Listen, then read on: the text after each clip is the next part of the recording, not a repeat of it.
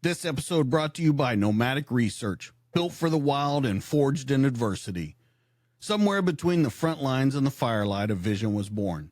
The founders of Nomadic Research spent years in the harshest environments on Earth, where grit and resilience weren't just words, but a way of life. They saw a need for gear that could handle anything, gear that wasn't just built, but built to last. From battlefields to backcountry trails, every piece of Nomadic Research gear is designed with one mission: unyielding performance for those who refuse to quit. The founders believe in patriotism, personal responsibility, and the freedom of the great outdoors, because adventure isn't just a weekend escape, it's a way of life. Born in the heart of Afghanistan, forged in adversity, and built for the wild, Nomadic Research is gear for those who go further.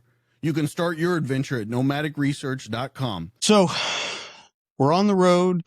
We're sitting down with my sponsor, his family, and it's an interesting story because it's an entire family from Vietnam all the way through the GWOT.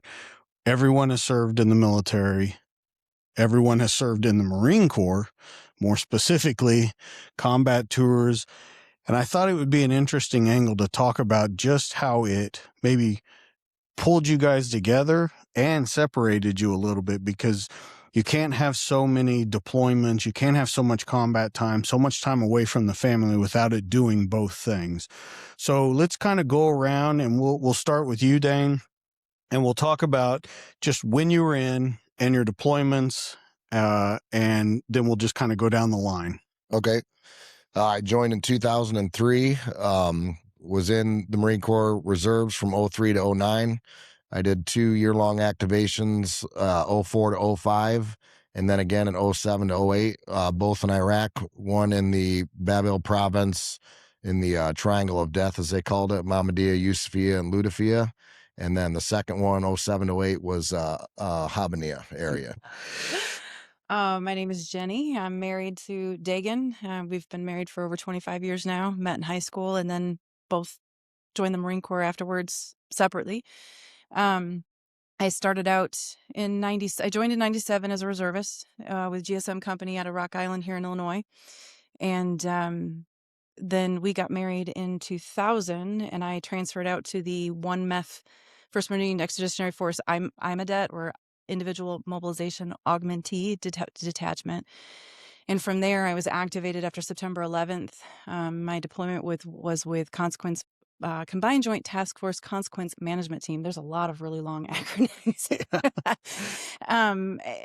Which was basically in response to the potential of weapons of mass destruction. That's what we were forward deployed in, and kind of sitting and waiting for and trained for. So NBC, full kit, map, all that kind of thing.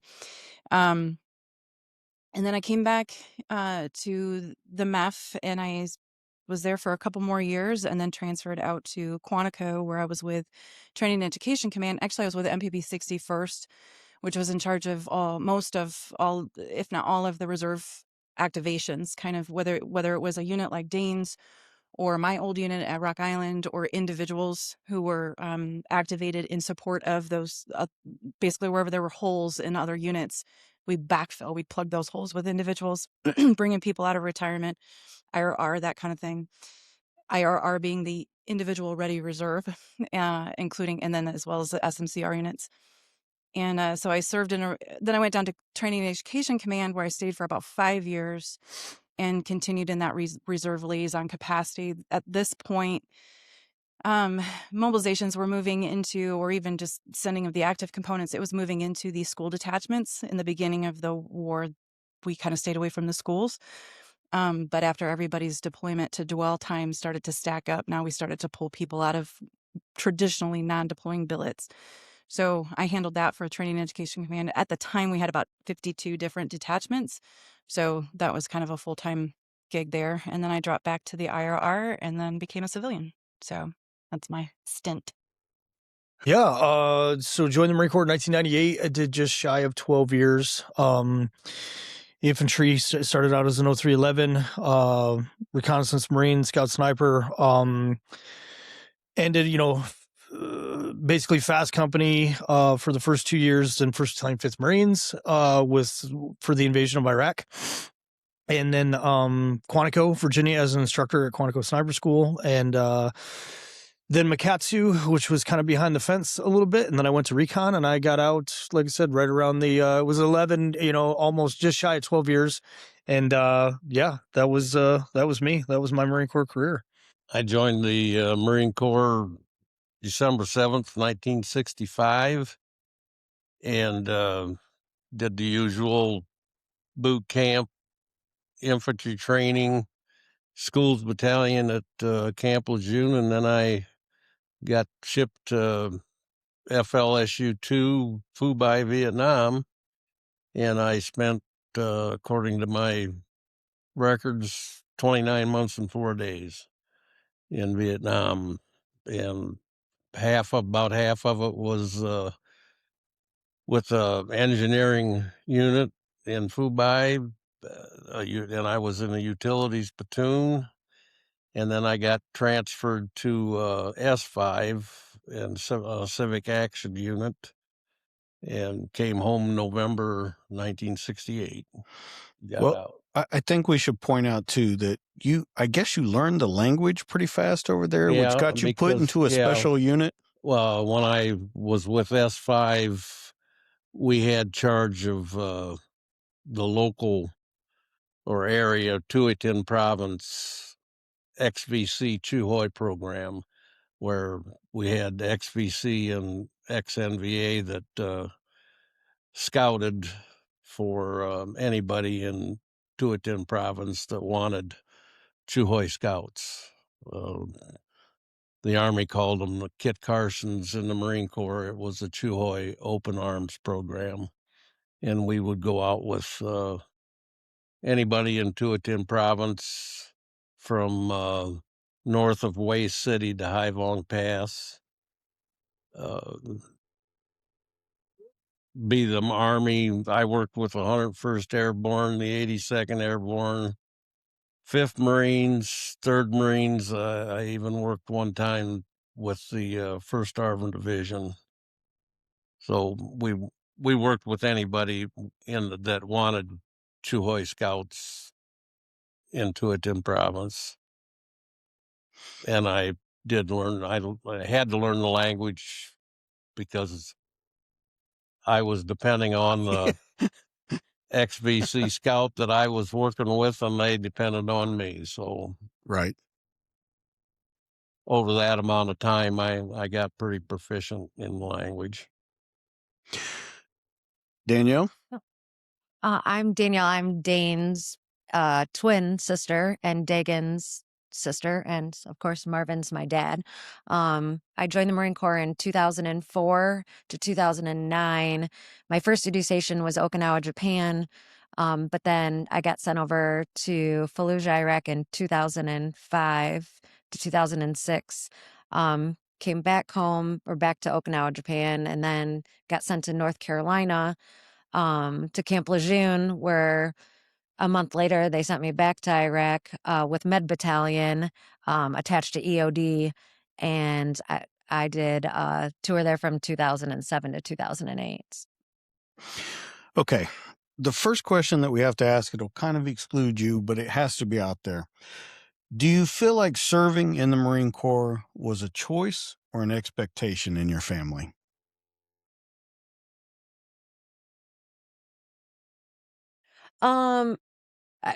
Of course it's a choice, but you want to. Your dad served, so you want your dad to be proud of you. Your brother has already been serving, so in his eyes, I mean, it was a choice, but at the time I was doing 2 jobs and paying for college, and I didn't exactly know what I wanted to do, and I was in the weight room one day doing credit. I gotta say. Right, working out, right. That's what you normally do in a gym, but it's okay. Right, for credit, and I was like, Dagan, I don't know what to do. And he was like, go to the Corps. It's only 4 years. I mean, it'll pay for your college. And I was like, oh, okay. And so then I went straight to the recruiter's office and signed up. So All right, let's go to you, Hoot. And I have a feeling it was a choice for you. I feel like more with Danielle. I felt like expectation was right there on the tip of your answer. But I think you're completely right. And that's what's so interesting about the family to me is that women, men, no matter what, even though it was kind of an expectation, it was an okay expectation. You didn't look at it as, well, I have to do this just to make them happy. You looked at it, I want them to be proud too, which is very interesting to me because I think we could all agree that a lot of these days it doesn't work like that in the family. That's not what I want to do. That's not what I have any idea to do. And that's just the end of it. So, Hoot, I didn't mean to cut you off, but what was yours? An expectation or a choice? No, it was a choice. I never felt like it was an expectation. You couldn't have talked me out of it. It was just whether it was trying to emulate him or the fact that we were always surrounded by it with all the other uncles and family members and stuff like that. So, yeah, I mean, of course, like Danielle said, of course, I could have made another choice, but the likelihood of that was zero. I had a truck accident when I was in high school, and there was a little bit of a medical consideration where the doc was like, "Hey, we don't know if you're going to be medically qualified," and I literally don't know what I would have done, That was all I was ever going to do, and there wasn't really a plan B. Okay. I think you can answer though too, Yeah. because you were dating in high school. I was gonna so say- you were around at the same I time. might have a few things to say about this. No, my original plan from junior high and into high school was to just go to college and play sports. I mean, that was just all I had my sights set on. And I have a strong military presence in my family as well. My grandfathers, I have aunts and uncles that served in the Gulf War or who just served during peacetime, and very patriotic family anyway. So kind of coming into this family, it was more of the same, something that was certainly respected but not necessarily on my horizon.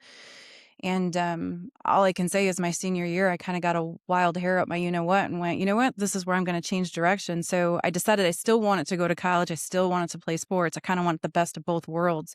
So that's why I went into the reserves so that I could do, and I did exactly that for several years. But then no different than Dana and Danielle being the younger siblings, my only and one younger sibling, my brother David, he ended up joining and served at the same time they did. And then I had a younger cousin who was killed in action, and he served as well for, was it 8 years by the time, or was it only 5? But yeah. So, so yeah, our family definitely, my blood family definitely had a stake in all of it as well. But it's something pretty special to be able to share that with your extended family as well. So no, not an expectation, just a very strong desire to serve. And when people would ask, why did you pivot? Why did you change? I could never put my finger on it. It was just kind of like this gut instinct that said, this is where you need to be. I would never have guessed several years later that I would be activated, sent to war, and then spend 14 years in. That wasn't on the plan. It was always just one more year. Before I know it, a decade and a half goes by. But such is life. I don't have any regrets. A lot of lessons learned, but no regrets. Yeah, I'll kind of dovetail off that as well. I didn't feel like it was an expectation. It was just being surrounded by it your whole childhood was kind of, you hear all the stories from dad. And then again, when Dagan deployed, I was still in high school and it was just kind of something for me that I knew I was going to do. But like Jenny said, I kind of did the same thing. I knew I wanted to go to school. So I did the reserve side of things, but I wasn't in the reserves for more than 6 months before I got deployed. And that kind of took over, but never an expectation. It was just kind of something I always wanted to do from the time I could remember, going to the Memorial Day services and watching Dad march in the parade till Dagan went and Jenny went, and her younger brother and cousin were 2 of my best friends growing up, and they went. And so, I mean, it was just not an expectation, just something we all wanted to do. So I got to ask, because you say you all grew up with the stories from Vietnam, but once everyone starts deploying in war, you definitely saw different parts of the war, from even going to CIA stuff, the agency stuff. Do you think you guys ever compared notes like fear, loss, grief, and that was maybe something that made you even stronger as a family? I know you lost family members. Um, you guys have been rather fortunate that doesn't, affect as much as it could affect your family. So do you guys think that you ever did that, bonded over the stuff? I absolutely think so. I mean, you and I had talked about in a previous episode. I think that puts your relationship just on another level. I mean, just another tier of, a higher tier of bonding, because now you share not only all your lifelong memories growing up and the stories like from dad and this, you now share that as well. And I think it just, to me, it puts the relationship on a whole nother level. Yeah, and the fact that we all kind of grew up in the same small town.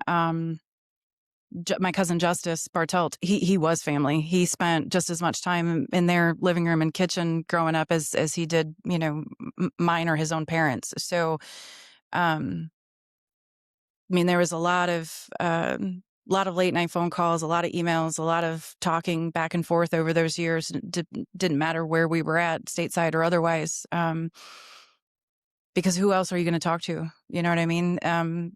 As tight as you are with your high school friends, they're not living that same life at that present time. And if I can, I kind of want to interrupt you there, because that's an excellent point. And I've said it to you. I've said it to you about law enforcement. Unless you live that life, unless you live that first responder life, that emergency room nurse life, like my wife did, you can't understand it at all.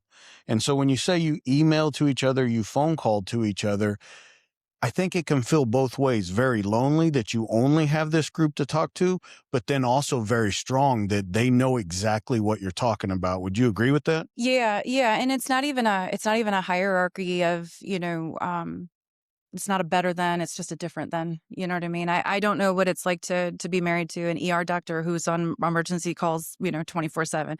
But I know what it's like to live at home with the children with my husband overseas. It's just a different type of stress. And of course, with us being the oldest, and I won't necessarily speak for you, but I'm sure you'd agree. Like once the younger siblings, cousins, whomever join, there's this unspoken feeling of responsibility to mentor correctly.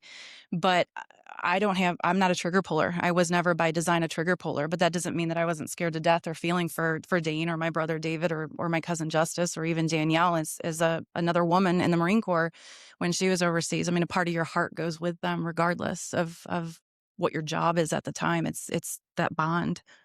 Well, if we can stay on you I want to stay on you for just a minute, because you and I have talked where there was a point in you guys' marriage where you were living 300 days in a hotel in this country, in another country, somewhere. It's very hard. And we talked about marriage last night. It's very hard to go, wow, I have a really awesome marriage. I don't even know really my partner anymore because they're gone 300 days. And then when they're home for those small amount of times, you got to make up, but you also have to go, hey, there's a rhythm that's going here. We're doing it this way.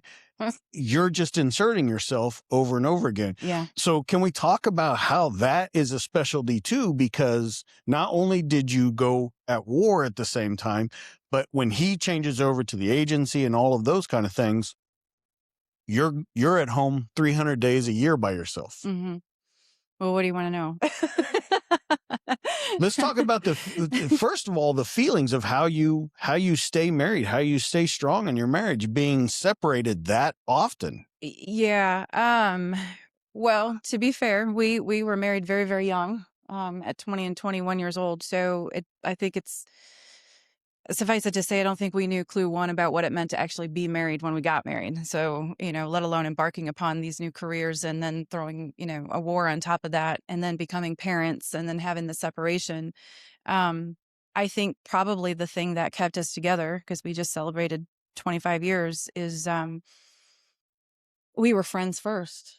I think that's really what, I mean, call it puppy love, high school, whatever kind of crap, that we kind of designate, oh, that was just high school. But we were friends first. And so as we went through the trials and tribulations of figuring out ourselves, right? Adapting to chaos and the tragedy or the trauma that goes with those years, but then also being able to see that other human for who they are and what they're trying to do. And there's just that little spark that just kind of stays there even when the times are tough. And so if you wake up one day and you figure out you've been on the other side of that and you still have all your fingers and toes and your children are healthy, that's Hoot you've and I, won. Hoot and I have talked about this a couple times since I've been here when we had lunch yesterday. Is there ever anger there that Oh gosh, yeah. you're choosing to go there and do this instead of choosing us? Is there anger? There was and I guess that's what I mean. I think that's what saved us was the fact that we were friends first. If there was ever a difficult part, it was because we lost communication, right? His target was paying attention to what he was paying attention to, and my target was paying attention to what I was paying attention to. And the only time that we had passing was when we were face to face, and there's not a lot of time for bonding when you have children and other obligations to take care of. And so there was anger. There was a lot of why are we second? We being the kids and I second. But I think once you come, I don't like to spend a lot of time on that. Not because I deny that there was rough patches, because there certainly were. But I think that when you come on the other side of that and you embrace what it means to heal, both as individuals and as a family, which I think suffice it to say every single one of us has in our own way and continues to do so, then there's an element of grace that you can look back on those years and say, well, I didn't know what I didn't know, or I had a function that was important to something larger than myself. And if you are fortunate enough to bring that cart back around and reconnect, boy, those lessons that you learn, they just make you, like Dane said, they bond you even tighter than before, because you've been through the hell and you survived. That doesn't dismiss that it was hard. There was certainly anger. There was a lot of tears, at least on my part. There were a lot of tears, but we have family close by. My family's close by. Marvin and Sue are close by. You lean on them a lot. Danielle lived 2 blocks up the road from us, so she helped with the kids. Dane was always right around the corner. So I wasn't abandoned. The kids and I weren't abandoned. Do you think, because you talked about the emails and phone calls, do you think they understood that part of it, though? They understood the combat, they understood being away, but do you think they understood as much time apart as there was? I don't think, I think it would almost, I don't know. I don't know how you could, but there's a lot of things that I don't understand about other people's lives too, so I don't like to try to, I honestly don't like to compare. I mean, my path is my path and their path is theirs.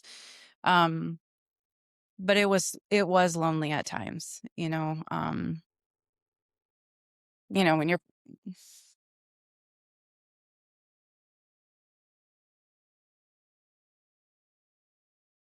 Take your time, it was lonely at times. I had said I had started going back to, or I had started out in college, but it actually took me, we joke about it, 14 years just to finish my bachelor's, because I had to keep stopping and starting. Other people do that. They're called doctors. So the fifth time I put, yeah, that's the line my brother likes to throw at me too. They're called doctors, Tommy. I think the 5th time I tried going back to school, I can remember sitting there one night and I'm trying to go to school and put the kids to bed, and remember, I'm working during the day, and I just remember sitting there thinking, like, what the fuck? Like, why? Is this what I signed up for? But I don't know. There was just always something that said, "Don't quit. That this will come back around, and it's gonna be okay." And it has been. It did. I don't mean to sound cheesy, but I don't know any other way to put it. I think it's perfect. The thing that we were talking about, my wife and I are at 28 years this year.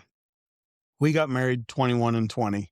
We were babies, and the way we look at it now, we're just getting to the point where we're like, we've known each other longer now as adults than we did anything before that. Mm-hmm. And we grew up together. No wonder we fought. No wonder there's anger and there's loneliness, and because you're literally becoming an adult together. Yeah. And to tie in kids and school and everything, because we did all those things too when we got out of the military. It's interesting to hear, though, with it going on for such an extended period of time, you know, she was an ER nurse, I was a cop, so opposite schedules for years, where one was on nights, one was on days, one, you know, where you go and you really don't know how to move forward, but you just do. And on the other side, it's so good. So Hoot, I want to give you the opportunity to retort to that and say your piece of it from being gone, because not only are you doing a job, but that loneliness is there for you too. Yeah, so I'm a giant asshole. Yeah, it's so all jokes aside, I was very, very, I was selfish. You know, I was very, very selfish, and you know, once again, not to sound cliche, but like those jobs and those positions, they kind of require almost every, you know what I mean? They kind of require all of you, right? And not only, I'm not saying that other obviously jobs and positions don't, right? I'm just saying, like, not only is it taught, but I felt like everything else has to come second, you know? And so when you have that, you know, you're married to it, you know, like I was married to the job. I wasn't necessarily married to her. Like on paper we were, obviously, right? But in short, I was just very, very selfish. Like I was chasing what I was chasing, and it's intoxicating, and you don't want to stop, and everything else is an afterthought. And I was wrong. You know what I mean? Like those are mistakes, you know. Now I don't have any regrets, so to speak, but I definitely probably could have handled it better, you know, if that makes sense. You know, I just yeah, I just, everything else was an afterthought. You know, it was just go, go, go, push, push, push, and check all the boxes that you can check, until one day I just came to the realization that I had checked enough boxes, and it was time to go back and kind of clean up the wake, you know, the wake of destruction that I had kind of, you know, for 20 plus years had left in my, you know, behind me, Well, you know. and I would say too that there's, you know, I don't know that the story would have played out the same had I not been in the Marine Corps as well, right? Like there was still enough of me that was Marine enough to think back and go, well, you know, I wanted to wear the uniform, I wanted to do these things. So I understood the drive and the passion behind the need or the want at that time in his life. That's the duality, and part of the probably what made it so hard was I had one foot in both sides. I understood what it meant to wear the uniform. I understood the duty, the call to duty. I understood the selflessness of wanting to serve and do the right thing, and again be a part of something bigger than yourself, for better or for worse. But I was also a wife and a mother, and trying to establish that life as well. And that's where the complication, I think, that's where the understanding, both the understanding and the complication, kind of get all twisted up, you know. So those years were hard because, like I said, I could see it through his eyes in part, but I also saw it through my eyes as well. So then that would beg a question, and it's for anybody to answer at the couches. Who gives more, the Marine or the spouse? Oh, I'd say the spouse. No comment. Anybody else want to answer? I'd say the parents. Parents. Okay. Parents. I mean, I know I spent, according to the records, 3 tours in Vietnam and didn't get married until I got out. But once I was married and had children, and we knew from the time he was in 8th grade that he was going to go into the Marine Corps, and he left the day after he graduated. Well, that, me having already spent 2.5 years in a combat zone, we knew, or I knew, what he was gonna kind of go through, but my wife didn't. And I spent a lot of time counseling her. I remember at one time, well, it was during the invasion of Iraq. He was on the road into Baghdad. I was coming home from my job, and my wife called and was absolutely hysterical, and I could not think of anything except for the fact that something has happened to him. And because she was totally incoherent. And I finally heard the word dog, and I realized it wasn't Dagan. And I was so relieved that I just about had to stop on the highway, pull off and stop, that I knew it wasn't him. And we had to go through that with each one of them. And it was, I'm glad, I was glad that I had the experience to know and to be able to take care of Susie, because she had an awful hard time with all three of them when they would deploy. So that would beg the question then, which is harder, Susie or you? Because you already said you spent time in a combat zone. You saw what combat and war can do to a man, to your friends beside you. And we kind of live by the motto of you don't know what you don't know. Yeah, you can be scared that your kids are in a war, but you knew exactly what was going on. Yeah, and before this question started out with, were you expected to go in?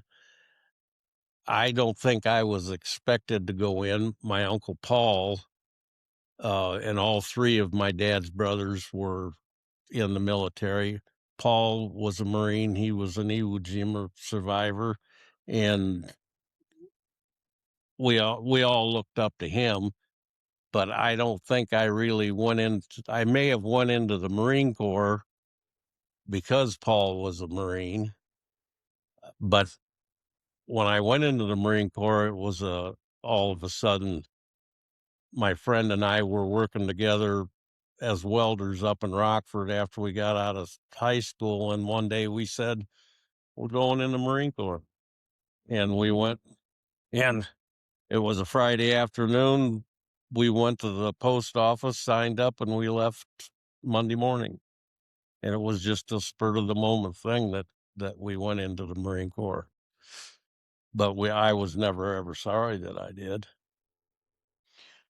Back to that question though, you have to kind of hide it a little more because you're walking someone through it.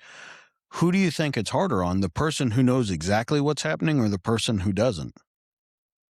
I think it's harder on the person that doesn't. It was much harder. Say for me anyway, it looked like for me, I think Susie had it a lot harder than I did. I kind of knew what they were going to go through. Justice was the first one of the family that we lost, and it's the first time, and it was hard on me, but it was much harder on Susie to see the kids go and not know. She was blind to what they were going to go through. Danielle, do you want to add anything on to, were you married at the time you were in? No, I Okay. wasn't. Mm-mm. Okay. So did you ever deal with anything like that? You saw family members being gone, but never with the problem of, having that extended period of time other than your brothers? Yeah. Yeah. To be honest, I think again too that mom probably had the worst time, and um just the not knowing, and Marvin always having to reassure her that they're going to be fine, everything's going to be okay.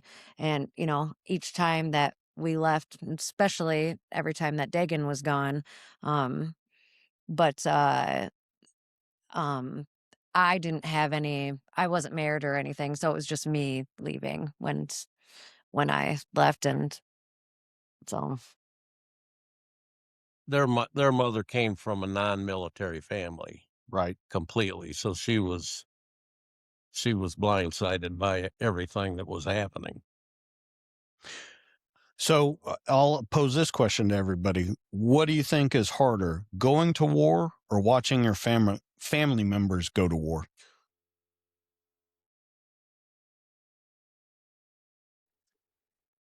Yeah, I can answer that one. Once again, it's not. I'm not trying to sound like Tommy Tough Knuckles or whatever. Like, I wanted to go, right? I wanted to go, and never, you know, caution to the wind. Hey, if something happens, something happens. That's just the game we play, right? But when they went,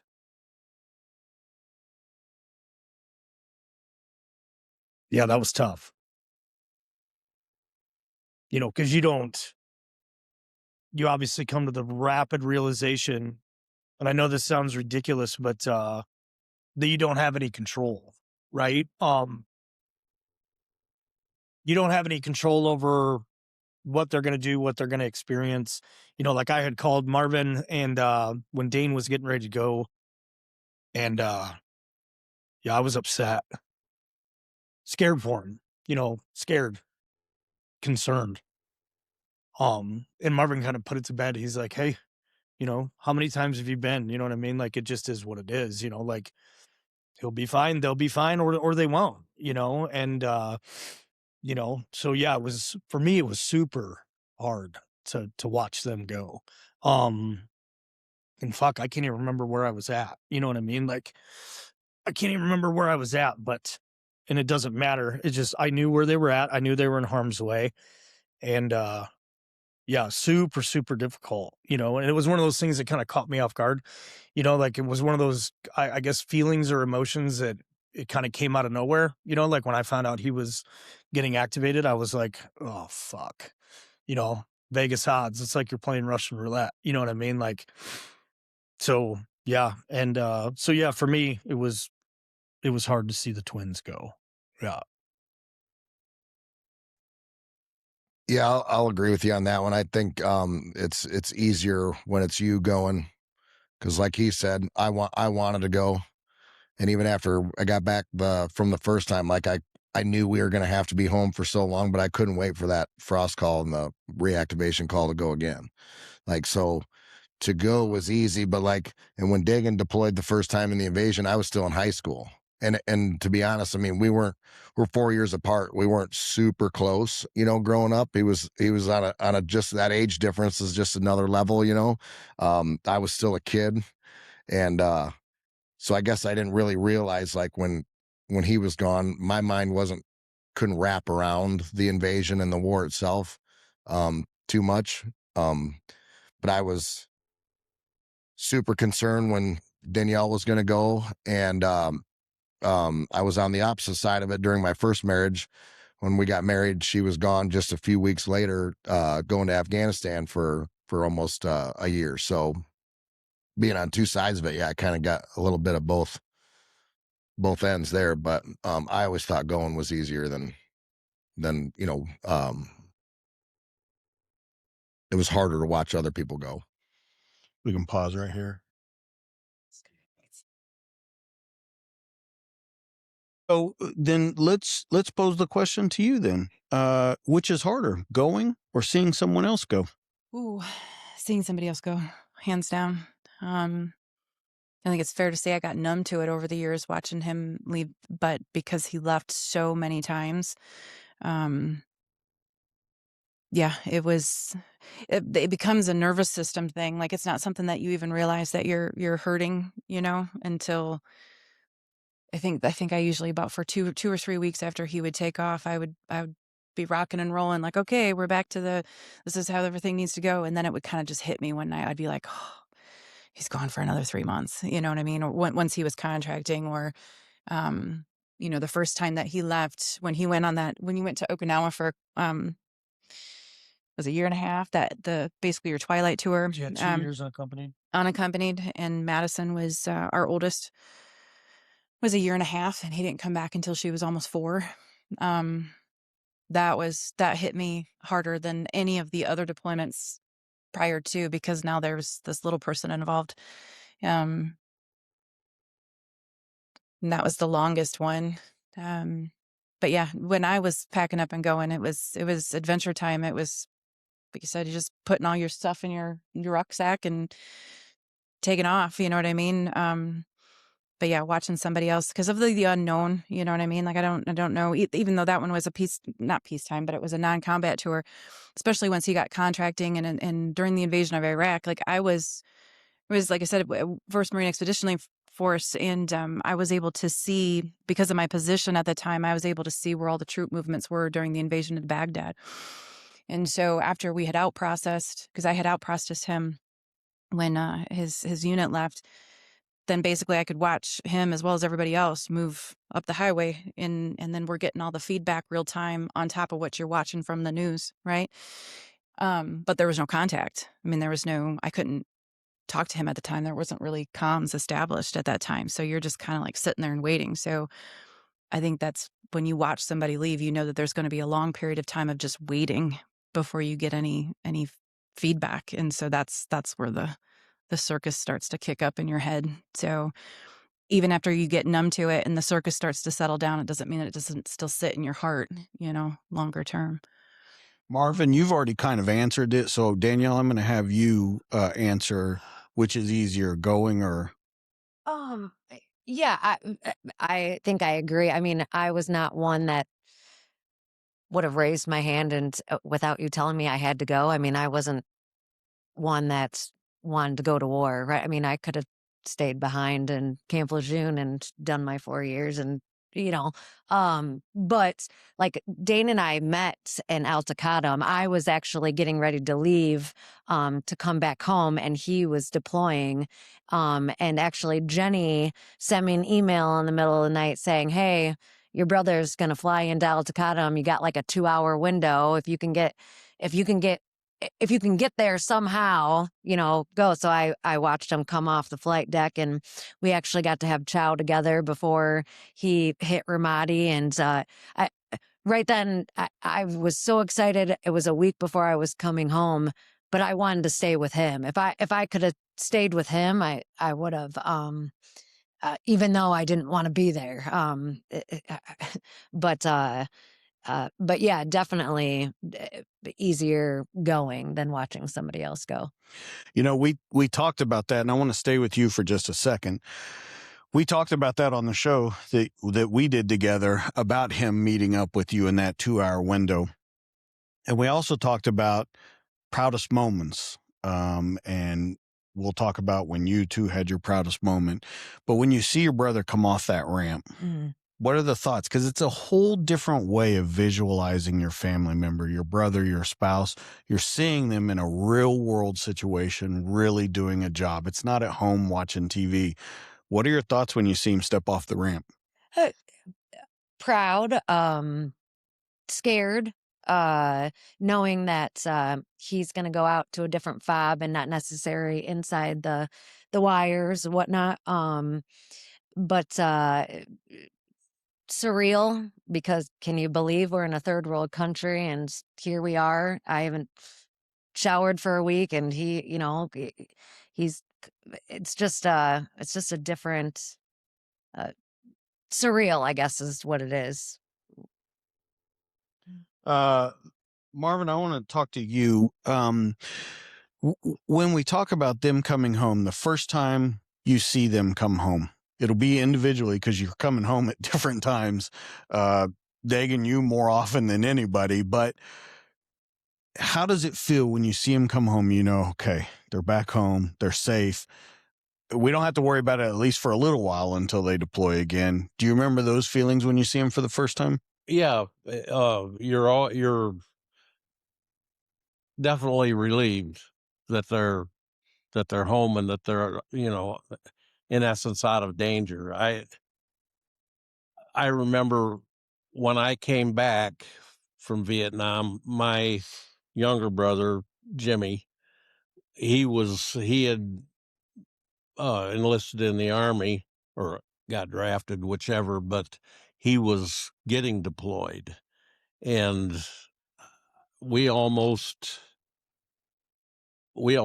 came to a physical fight, I decided that I was going to re-enlist. If I re-enlisted and volunteered to go back, he would not be able to go. And I thought that was the thing that I should do. I mean, I knew in my heart, I knew what it was all about. I just spent 29 months in Vietnam, and I did not want him to go. He was in artillery, a cannon cocker. I knew that he wouldn't be out stomping around the rice paddies, but you didn't need to be out stomping around the rice paddies to get hurt in Vietnam. And yeah, we just about went to Fist City, and he finally convinced me that he needed to go as much as I did when I went. So this is a question to everybody. With you saying that you were willing to, after 29 months, re-enlist so your brother didn't have to go. That kind of love and that kind of sacrifice is not known to a very large group of people in the world. Can anybody in this group describe that kind of love and where it comes from? Because it's not a common thing. Van Oosten. Yeah, I think any one of them would have done the same thing for me. I would have done it for them, and I'm sure they'd done it for me. So where does that come from, though? It's a family bond. But I think we can all agree there's lots of families out there.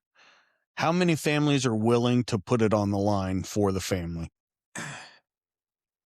Yeah, I think I don't, Dane probably didn't even know that I was doing this, but I was, I was scheming hard, trying to influence and impact, trying to get a hold of people in his unit. You know what I'm saying? Have some sort of, just shy, how can I be there? How can, if I'm there, he'll be fine, which we know is not necessarily reality, so yeah, I was scheming hard. I mean, I would have done anything now I was always comfy with Danielle because I knew the guys that Danielle was with. You know what I mean? I knew the Marines that she was with. So it was kind of like, okay, they'll take care of her.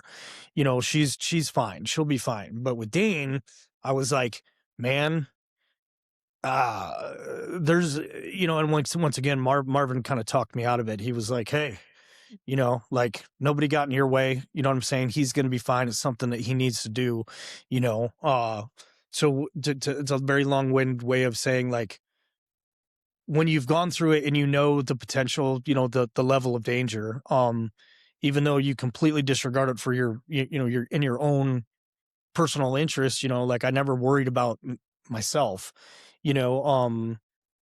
is if that's a 0, then it's 10x to infinity when it's your siblings or or another family member. That would be how I would answer it.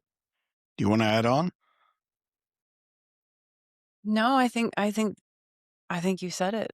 I think that yeah, I don't think I have anything to add to that. I would agree with everything he said. I never wanted to get in the way of my brother or my cousin or these two. There was a little bit of, you need to do this, you need to figure this out yourself. I think where I felt more called was in that mentorship kind of role as the older sibling or in-law, if you will. If you have questions, I'll answer them, but there's I believe in kind of paving your own way too, I'll catch you when you fall, but you need to be able to jump. Yeah, before I deployed to Iraq, I went and found him. Dane was in boot camp. And so I went around, and like I said, I kind of knew the general area where his platoon was at and so on and so forth. And I walked into the duty hut and talked to drill instructors, and they're like, yeah, they're at Chow. I'm like, hey, I'm getting ready to go in a couple of days. This could be the last time I see him. Can I stop you right there, though? Is that a weird thing to process in your brain? This could be the last time I talk to my brother. Yeah, it was. Yeah, I mean, I'll get emotional, but that was the only way. You know what I'm saying? That was the only way. So they were formed up, kind of nuts about getting ready to go into the chow hall. And of course, the drill instructor kind of took notice of me, and I pulled him to the side and was like, "Hey, I need to pull, Van Oosten out of there because we're getting ready to go." And he was like, "Yeah, dude, no problem," and yeah, and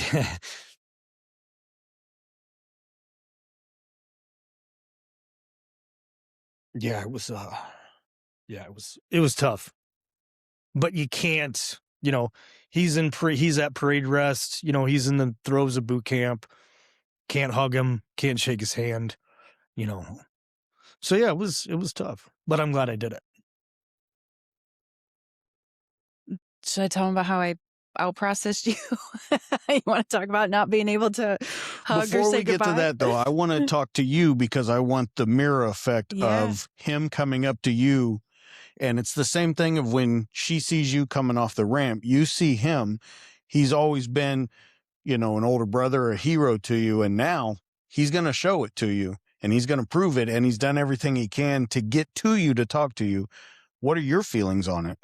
Yeah, I was a squad leader, so I was going up and down the line, slapping everybody tight fists, like he said, nut to butt, and I just happened to look over and catch him out of the corner of my eye because I saw the DI walk over, and then when I saw him, I was like, in my head, of course, holy shit, Dagan's here, and I just, of course, now I'm much harder and faster as I'm going up and down the line. I'm trying to impress him, and yeah, the drill instructor came over and said, "Hey, you need to go talk." And so I walked over, and again, it was parade rest. You couldn't hug or touch or show any emotion. I think you were staff sergeant at the time, right? Sergeant. Yeah. Okay. Yeah. So it was short. It was, "Hey, how's it going? How they treating you?" He already knew.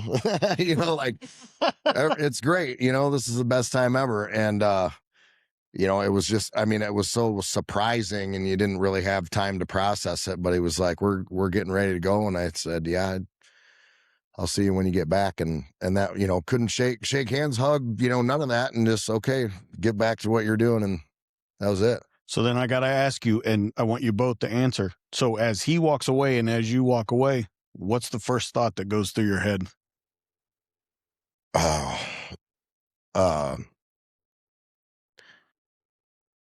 Just didn't know. It was like, okay, back to work. Like, don't even, because I was shaking like a leaf, out of excitement and out of like concern and, sad and anxious and whatever. But it was, you didn't have time to, you hold your bearing and get back to what you're doing. We went in and ate and that it was business as usual, for me. But that's a crazy thing though to think about. There's not too many jobs in the world where it's in law enforcement, it's in first responder, it's in the military, where you can't even be a human for 10 seconds at certain points. You can be human at other points, but you said it, it's back to business. Mhm. Your brother's leaving to go to war. You can be human for 10 seconds, but you can't. Yeah. Of course, all the guys were, out of their mouth. Who's that? Because he had old school camis on. We were in digis, so he was salty. Who's that guy? And I don't know, kind of just brushed through and continued on. Dagan, when you walked away? Yeah, it was super hard. Obviously I was proud of him, I was proud to, but yeah, I'd be lying if I said, like, fuck, I hope I get to see him again. I hope I do. I hope I get to see him again. And more, as bizarre as this sounds, like, for his sake more than mine. And I know that sounds bizarre. That does. I kind of want you to dig into that one a little bit. Like, I don't want to say I was reckless. I wasn't reckless in the sense of, doing foolish things, but, how do I want to word it? Like, once again, not worried about me and my own well-being, my own personal health and eyesight and so on and so forth. I was more concerned of if I were to be injured or killed, what it would do to them, to the rest of them.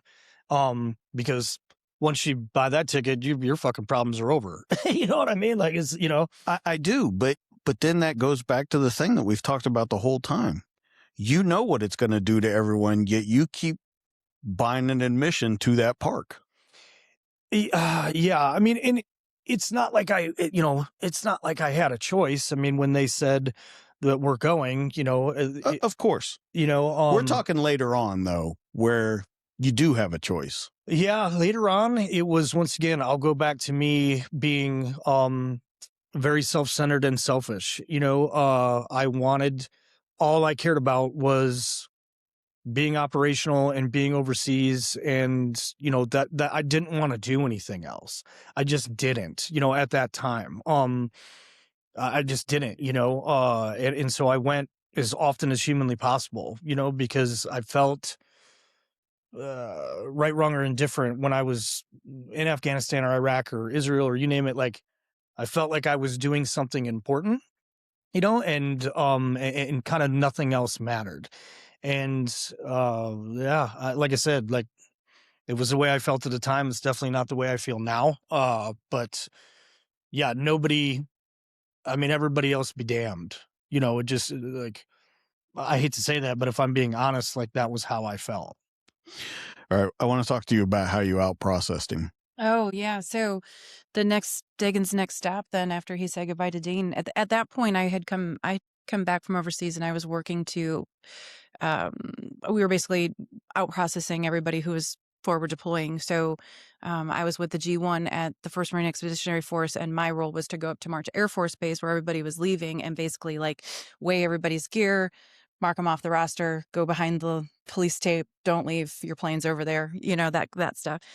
And I was kind of doing, I was doing 24-hour shifts 7 days a week. Like, there was a bunch of us who were on call. And so I was working the night that I was on call. I was working the night that his group went through. And so there's my fold-out table and my computer and the scale, and then the line of Marines that goes out the door, and next, weigh your stuff, next. And that's what I was doing. And then here comes Dagan, and he was just another Marine. He wasn't my husband at that point. He was just a Marine to get weighed.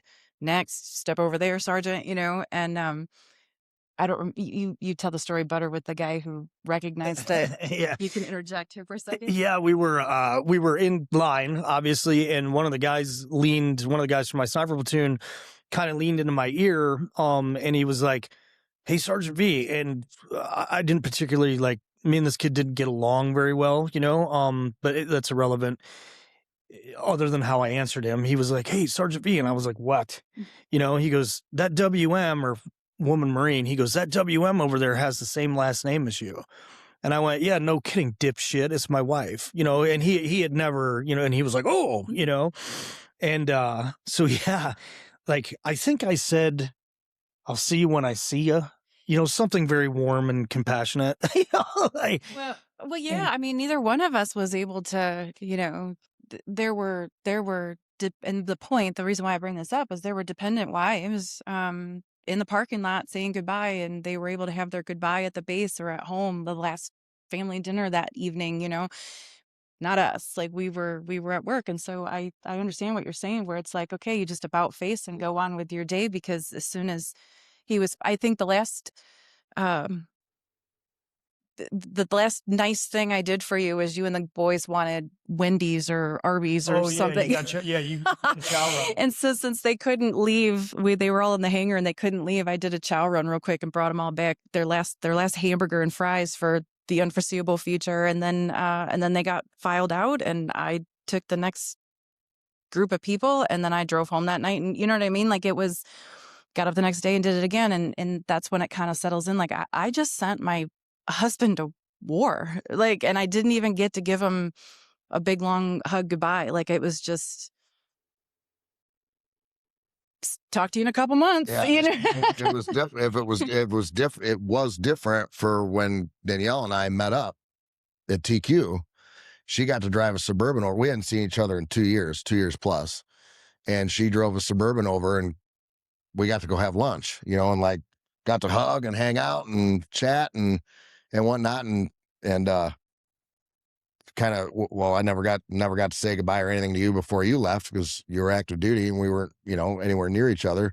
But then I got to say goodbye because she was going home and I was coming in. So we were just super fortunate that she got to take the Gunnies Suburban across the bridge. Our building was on the opposite side of the base and have lunch, but total opposite of like when you and I and you guys had your interaction before you left. We actually got to share a moment, so to speak, So it was just crazy. Hadn't seen each other in so long, and then on the other side of the world, you get to run into each other. Yeah. So thanks to Jenny. I don't even remember what I did. What did I do? You saw my unit coming in and emailed her, and because of what being because your job, the travel boards. Mm-hmm. Yeah. Oh, cool. You mentioned earlier that I had sent an email. I was like, I did. That's awesome. So do you ever look at your service in the Marine Corps and things like that, those situations like we just talked about, where you're kind of pissed off that it's not different? Or do you think that that's there for a reason? You mean at the time? Like both. It's I don't remember feeling angry or pissed off at the time. I think I would describe it as a heightened sense of awareness because by that point we had been at war for going on 2 years, right? September 11th to February, you guys left, 2003. I don't think that the newness of what it was that we were doing had settled in yet. Like, this is just your function. This is your role. Now, had somebody tapped me on the shoulder and said, this is the way it's still going to be 2 decades from now, I might have had some thoughts. You know what I mean? Well, I mean, even more of being able to be husband and wife for that 5 minutes. All the other wives were out in the parking lot, but you being so again, it's almost like one of those kind of like passing things that goes through the back, like the ticker tape runs through. You're like, man, it sure would be nice, but you know what? I got my uniform on. He's got his uniform. This is what our role is. I don't think that to say that it didn't affect me or that I didn't think about it for a split second. No, of course there were tears that I kind of shed in the corner, but then you just, like I said, you about face and you go on, because at the end of the day, you still have to remember, like, unlike Marvin being drafted, I had a choice. He had a choice. At that stage of newness, we were still in our first going on second enlistments. And like, I chose to put the boots on. He chose to put the boots on. We knew this. We signed the dotted line. There wasn't any real pity involved yet. It wasn't until the years had worn on where you start getting exhausted. That's when it starts to settle in, where you're like, man, I would really like just to be somebody's wife for once. You know what I mean? But I don't think that had settled in quite yet. I was mad. I was pissed. You know what I mean? And like, cause I drank the Kool-Aid hard. I drank all of the Kool-Aid. You know what I mean? Like, I was as fucking gung-ho as it came, right? Or at least tried to be. And both with Dane and with Jennifer, I was like, this is fucking bullshit. You know what I mean? Like, I should be able to hug my brother. I should be able to hug, and I probably could have. You know what I'm saying? Like, it's not like the Marine Corps was going to crack in half if, 2 people, family members, embraced, shook hands, whatever. But you're let's face it, you're indoctrinated. You know what I mean? Like, you are. I was wondering if you would use the word. Yeah. I mean, and nobody was, like I said, I was just as indoctrinated and that was something that was frowned upon, that you didn't do. You didn't have physical contact in camis, public displays of affection, and that's, looking back on it now, so fucking ridiculous. You know what I mean? But when you're in it all the way in it as we all were, I'll speak for her. Like, she jarheaded harder than a lot of the dudes, and so it was just, but I can remember I was pissed. I was like, God damn, I just want to fucking hug my wife, but we can't because we're in camis and everyone's watching and blah, blah, blah, so yeah, I was fucking pissed. Well, not to stay on you two really, because I want to get to you next. Does that ever change? as you deploy over and over and over, do you ever think, I just want to be a wife, I just want to be a husband, or do you go, yeah, this is just life, it's just what it is now? Does that level wear off? Do you understand what I'm asking? Yeah, it definitely when I came back from Iraq the first time, like it's bizarre. Maybe it was because we were so or at least me, I'll speak for myself, I was so focused on the task at hand, that everything, like, I didn't write very many letters, and if I did, they were to him. I would shun anyone that handed me a phone. I made no phone calls. You know what I'm saying? Like, but I don't understand that. Because that's such a reversal of the coin. You just said, I'm so pissed that I can't give my wife a hug and stuff. And then you get over there and you're like, no contact. Yeah, because I just turned it off. You know what I mean? I was convinced that I had to be singular focused. If I was going to take care of me and I was going to take care of my team, and not only that, but be successful at the job, I don't have fucking bandwidth for anything else. I don't want the phone call. I don't, none of it. You know what I'm saying? Like, that's a distraction. And people would look at me and be like, are you out of your fucking mind? And as far as I was concerned, everybody else was foolish. Like, you're going to go wait for an hour, you're going to go stand in line for a 5-minute, phone call home. Negative. I'm not doing that. You know what I'm saying? Like, there's other shit to be done, or whatever. And like I said, I'm not saying, going back, if I had to do it over again, no, I probably would not have done that. Shouldn't have done that. Wasn't fair to her. Wasn't fair to anybody else. Like I said, like, but like I said, I'm a giant asshole. I don't think that. Marv, I want to ask you though, because it's different, and it's the same as some of your children, that you deploy to Vietnam. You're drafted. You go to no. You joined, correct? Okay. You joined. You go to Vietnam. You want to be there. You have no kind of, wife, spouse, girlfriend, anything like that back home. When Dagan's just talking and saying he has to be singularly focused on the mission, do you think that's how you were over there? Or do you think that when you get over there, like his wife said, it's adventure time? It's me seeing who I am? Or do you think this is life or death, 24 hours a day, singular focus on what I'm doing? I had a girlfriend when I went over there, but did you have her when you got back? Because that was a very weird way to say you had a girlfriend. No. Yeah.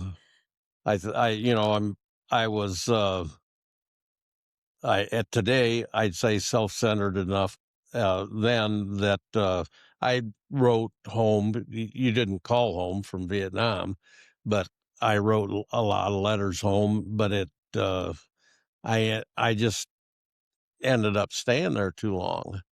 I mean, I couldn't blame her when I got to Dear John. I mean, I already knew she was hitting the bricks, from other people, but I couldn't blame her because, I stayed my 13 months. I did come home for a month. By extending 6 months, I got a 30-day free leave. And when I went back, it was history. I knew that then.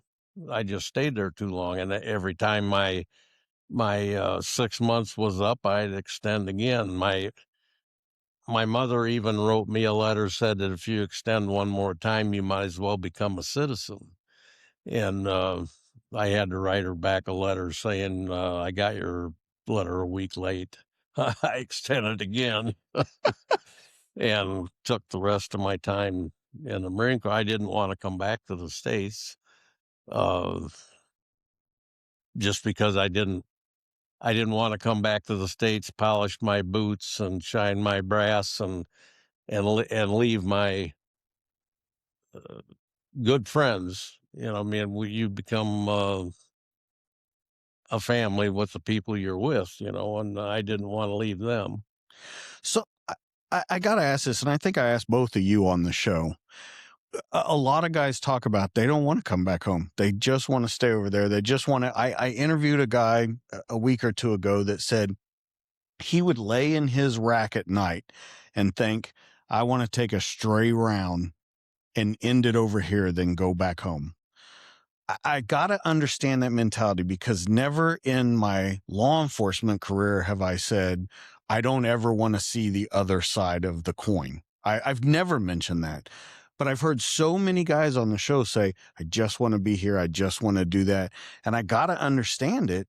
And I want everyone to answer that, because a lot of you did repeated. So you got to explain that to me, Marv, when you say, I just wanted to be here. I didn't want to go back home. Well, I didn't want to leave and let my other people that I was with there, I didn't want to let them down. I was at that time was in a very small unit. There were only 8 of us, and besides the lieutenant and a gunnery sergeant, and they were my lifeline. They were my closest friends. Frank Hernandez, P.D. Smith. I'm not, Frank passed away, unfortunately, but I'm still extremely close to P.D. Smith and Lieutenant Uhl. And I would have been I would have felt like I was letting them down. When I was home on special leave, the ammo dump at Fubai got blown up, and I was ready to go back then. I'd have canceled my 30-day free leave and went back, because I didn't know what the hell happened, or if any of them were hurt. So then the question would pop up, though. I understand what you're saying, but you can't do anything. You can't change that ammo dump from being blown up. Oh, no. By the time you get back over there, so why not enjoy the time that you have? There's nothing you can do. All you can do is be the best person mentally and physically and everything when you get back to take care of it. Yeah, I came to that realization. Okay. I realized I couldn't go jump on an airplane and get back there, although some people did. Frank Hernandez, he was one of our team. He and the lieutenant got shot the same day, and Frank went to Japan. He got medevac to Japan, and from Japan, he was supposed to go to the Great Lakes Naval Station, to the hospital there, and instead of doing that, when he got to Okinawa to then pick up all of his stuff and head back to the Great Lakes, he just threw his orders away and said, I lost my orders. I'm supposed to be back in Fubai. And one day he walked in, the lieutenant browbeat us to get rid of his stuff, to go down to supply and send his stuff back. And we kept saying, nah, Frank will come back. And he walked in the office and said, I'm home. And we found out he wanted to go right back to the field. And the lieutenant finally said, why are you so hot to get back to the field? And he finally said, well, I'm not really supposed to be here. He said, I threw my orders away and just told them I was supposed to come back here, and they let me on the plane, and here I am. Well, he had to take him down to the colonel's office, and the colonel said, if you want to be here that bad, I'll fix it. And he stayed with us. Pause this real quick. Let's throwing this back on there. So I got to ask then, so you have since said that Frank has passed away, correct? Yeah. You have that brotherhood, that family connection with him. And so many years down the road, when you see him pass, do you think it affects you differently than just someone that you were maybe grew up with or friends with, when you see that everything you went through, is there a difference on the backside down the road? I don't know, different. Dagan and I were out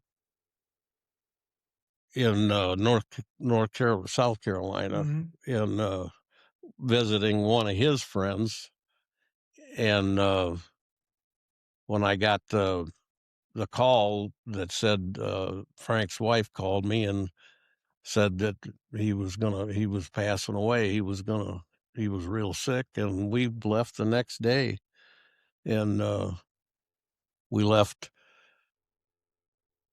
South Carolina, flew straight back to Chicago, and the next day, my wife and I flew out to they were out in Oregon. Portland, Oregon then.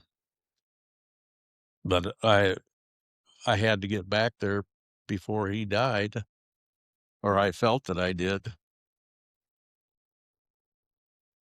Do you think it cleared up something for you when did you get there before? Yeah. So yeah. do you think that it did something for you by getting there before it all happened? Yeah. I mean, I definitely wanted to be there, and as it were, we ended up leaving a few days before he actually died. But yeah, you couldn't have kept me from going there. I want to talk a little about the mental aspect that all of this takes. We've talked about deploying, we've talked about being apart from family, but I want to go to each of you and I want to talk about the mental cost that it took, and which ones you spoke openly with your family about and which ones maybe you kept to yourself for a while. Marvin, do you want to start? I know it's going to be hard to get an answer from a Vietnam guy about the mental struggles. I don't think it doesn't bother me to talk about it. But of course, I talk to Dagan and Dane probably more than I do the girls. I don't talk to Susie much about it because I don't think I don't think she would. She wouldn't she doesn't understand it, a lot of it.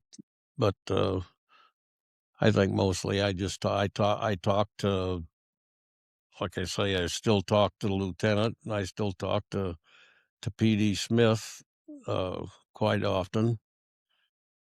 But it doesn't bother me too much to talk, to really talk about being in Vietnam. You think there's parts of you that you lost in Vietnam? And that's more what I mean, the mental part of it, the whole puzzle of here's Marvin. Are there pieces that are still over in Vietnam? I don't think so. I think I carry it with me. You think there's anything you lost? And we can go from everything. I think I would love to go back. Really? Oh yeah, for sure. And do what? I would want to fly into Da Nang, get off the airplane, get on a bus, and head to Phu Bai and see how many of the Hoi Chans are still alive, if any. The people that I worked with there. Yeah, I'd love to go back. It's a beautiful country. Do you think that they're there? And the reason I ask that is because let's say you go there because you say, I want to go back and I want to see how many are there. Say they're not there because we know what happened Right. after we left the country, and we know what. Do you think that is, it ends up being worse than better by knowing this is actually what happened, when right now you can just say, I did my part. Those were my friends. Those were my counterparts. But when you really know the answer, I think most of them would have been either sent to re-education camps or killed. The biggest share of them. There may be some that survived, and I'd love to see them. what do you think you would tell them? Probably, I miss the hell out of you. We were good friends. We lived together. Well, I think I mean more of look at just who's sitting around you right now. How many stories you have to tell them of the bravery and of the family and everything that you guys have done, and that you still live together in this town and you still get together for all your dinners and all of those kind of things. I mean, you have a whole lifetime of stories. You were a kid when you went over there. You have a whole lifetime to tell them and hear what they did after it was all over. Because you're right, Vietnam is a tourist spot now. I Yeah. mean, it's like a foodie place to go to and all that kind of. It's a whole different world than when you were there. And so that's why I asked, like, what would you talk to them about? Because it's such a different world than when you were there. Oh, I don't know. I think it'd be real easy to reminisce with a lot of them. You know, I often, Frank's wife, of whom I still am close with, she lives locally, and I often throw at her, you know, don't get on my ass, you know, or don't say anything bad about Frank because I slept with him before I did, then, but before you did, you know, we spent a lot of nights cuddled up under a poncho liner. It's a special Trying to kind stay of love. I warm. will say that. It's definitely a special kind of love. Yep. Danielle, what do you think? Go ahead and what do you think changed about you through all of this? What do you think pieces of you that you maybe lost or maybe even gained through it all? Going overseas. Just being that, your military career and everything that we've talked about, being separated from your family, not knowing what's going to happen. You lose an innocence for sure. I agree. That's what I was going to say. Definitely you lose an innocence. You realize that the world can be a horrible place and um an unjust place too, and things aren't always going to work out in your favor. Yeah, and as far as the Marine Corps, I really think I definitely wouldn't be who I am or as strong as I am today without the Marine Corps and without my family doing it too. I definitely would have never um, done any of that without all of them and all of them behind me. Um, and I'm very grateful for it. There were wonderful things and not such wonderful things, but in general, um, it was one of the highlights of my life so far.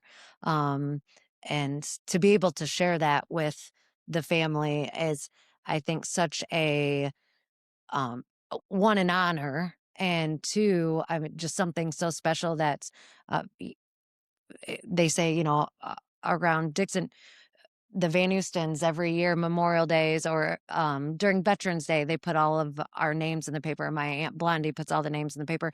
And we got 2 pages almost of Van Oostens. And that's such an honor. I mean, that doesn't happen.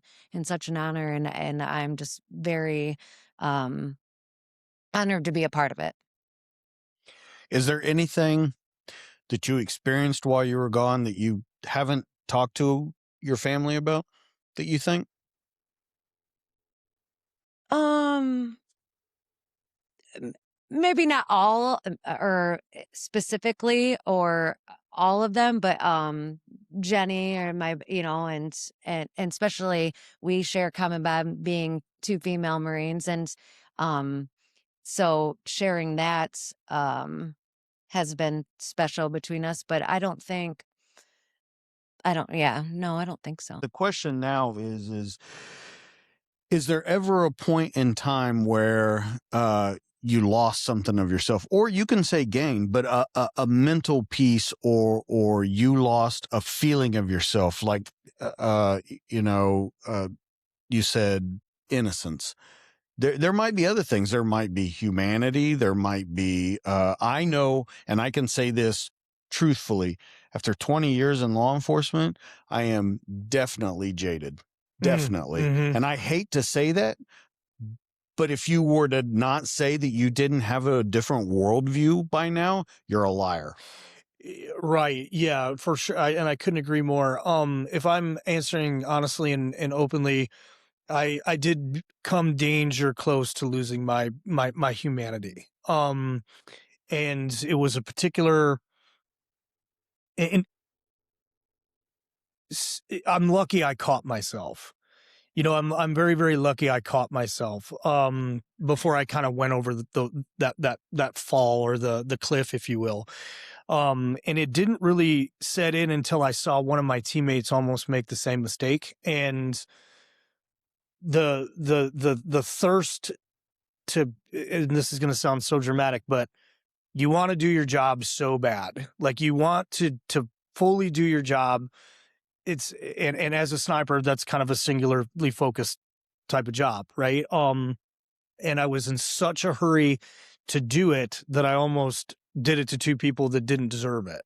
And luckily I kind of caught myself, right? And that didn't really affect me until I saw my teammate do it, where my teammate was like, "Hey," he goes, "Do you mind if I get on the gun for a little bit?" And I was like, "Sure." Like, you're going to go to school when you get back. I was like, "I'll take you over to the other side of the roof and yeah, get on, you have a little gun time." Right. And, that individual, I won't name him, but he was basically like, "Hey, I got one," and I said, "Okay, talk me on," and it was a long shot. And he's like, house to the left, by that purple car, he's kind of talking me in. Right. And I'm glassing. And he said, "You see that guy on the porch?" And I said, "Yeah, I see him." He goes, "That's an RPG right next to him. He's got an RPG on the porch." And I'm staring at, and there's no RPG. And I'm kind of staring, and I go, and then I talk him back through, because I kind of looked over at him and he was still on the gun. And I was like, "Pink house, blue car, dude standing there smoking a cigarette, from left to right." He goes, "Yeah." He goes, "You see that RPG?" And I finally, I came out of the glass and I looked down at him and I used his name, I just said, "Hey," and because I won't say his name, but I said, "Hey man, look at me." And he looked up out of the scope and I went, "We don't do that. Don't do it." You know? So yeah, I lost even getting that close, uh, is terrifying.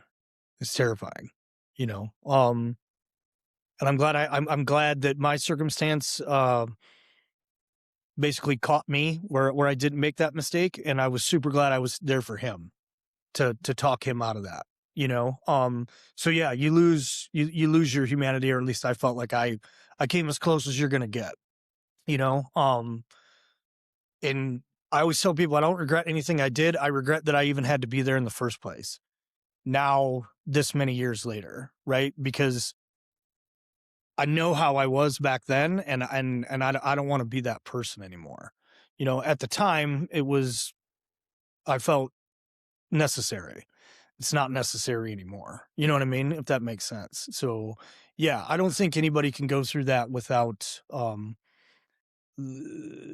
having those experiences. And teach their own, right? You could have had the most cush job on the planet and, never heard a shot fired in anger, but there's probably some experiences that, there's just experiences that you carry with you forever, good and bad. But yeah. I think we got to go to your wife, because as the focus is, they've said that she marined harder than a lot of people I don't understand what you mean by during that. this session. So there has to be something there. And just from our earlier conversation, I know that there's something there for sure. Yeah, well, I agree with Danielle. I think innocence is the big thing. I agree with the jaded. I lived jaded for a while. Things outside of my bubble or outside of my, especially when you're still serving. And then again, when you get out and you inject yourself back into normal society, everybody's just going about their business, doing their thing. And you find an element of pettiness to some of the stuff that they're doing. I know that even how I chose to parent has changed over the years, how it started out with a little bit harder. I know Madison has been on Dagan's podcast and spoken to that same thing. Like, I approached it with a stricter kind of viewpoint, right? Like, I've seen it. The world is a terrible place, as you said, right? It's a hard place. You need to be harder, because I never wanted her to, I guess, get emotionally crushed the way that I felt like I had been emotionally crushed when I pulled myself out of a cornfield small town, and then, oh, this is what the world looks like, right? However, well, and even to caveat too, like, as I did not walk in his shoes, I did not live any of these guys' experiences. They were their own, but I was there for it all energetically, right? I'm sleeping next to this man. I'm raising children with this man, and these guys are in my family. We see each other. I see the hurt. I see the joy. I feel all of that off of them all of the time, and have for a long time. To be honest, that is what weighed on me more than my own Marine Corps experience. I can't think back to with the exception of when my cousin was killed in action and being his casualty escort.